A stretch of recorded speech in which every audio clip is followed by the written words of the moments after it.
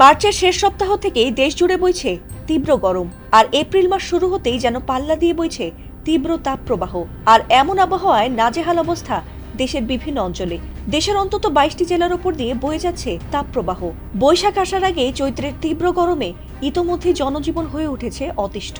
আর এমন গরমের মধ্যেই আবহাওয়া নিয়ে এবার স্বস্তির বার্তা দিয়েছে আবহাওয়া অফিস।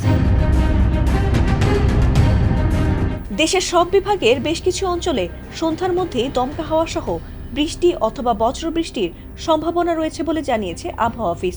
সোমবার বাংলাদেশ আবহাওয়া অধিদপ্তরের ঝড় সতর্কীকরণ কেন্দ্র থেকে প্রকাশিত সন্ধ্যা পর্যন্ত দেশের অভ্যন্তরীণ নদী বন্দরগুলোর জন্য দেওয়া এক পূর্বাভাসে এমন তথ্য জানানো হয়েছে।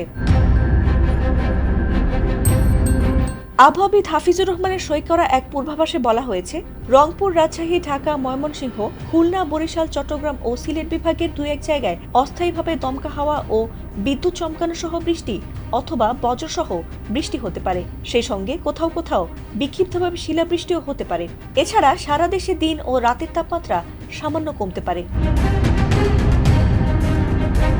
পূর্বাভাসে আরও বলা হয়েছে, রাজশাহী, পাবনা, বগুড়া, যশোর ও কুষ্টিয়া অঞ্চলের ওপর দিয়ে পশ্চিম বা উত্তর পশ্চিম দিক থেকে ঘন্টায় 45 থেকে 60 কিলোমিটার বেগে অস্থায়ীভাবে দমকা বা ঝোড়ো হাওয়া বয়ে যেতে পারে।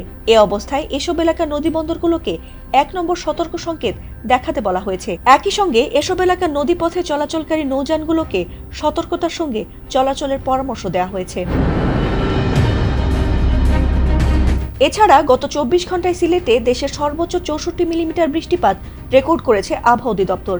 পাশাপাশি এই সময়ে নোয়াখালীর হাতিয়ায় 18 মিলিমিটার ছাড়াও রাজশাহীর বাঘাবাড়ি, খুলনার কয়রা, ঢাকা, টাঙ্গাইল, গোপালগঞ্জ, মৌলভীবাজার, শ্রীমঙ্গল, চট্টগ্রাম সহ দেশের বিভিন্ন অঞ্চলে বৃষ্টিপাত হয়েছে।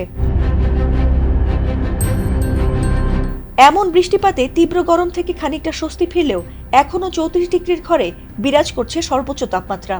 এই অবস্থায় আগামী 5 দিনও দেশের বিভিন্ন অঞ্চলে বৃষ্টি অথবা বজ্রসহ বৃষ্টির পাশাপাশি কোথাও কোথাও শিলাবৃষ্টি হতে পারে।